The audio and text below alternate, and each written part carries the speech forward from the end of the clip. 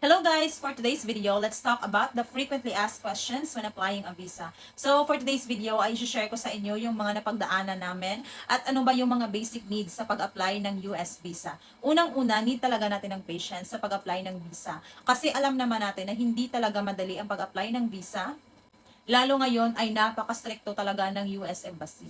Yung pangalawa ay yung pera. Sa pag-apply ng visa, need mo talaga mag-prepare ng pera para sa mga documents na ipapasa mo sa medical at sa mga other fees ng USCIS at sa NBC stage.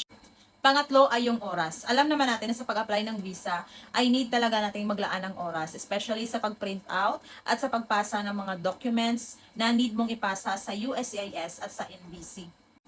Pang-apat ay stressful talaga ang pag-apply ng visa. What if ma-deny kayo, especially ngayon na super stricto talaga ng USIS? Kasi pag may mistake ka sa documents mo, maaaring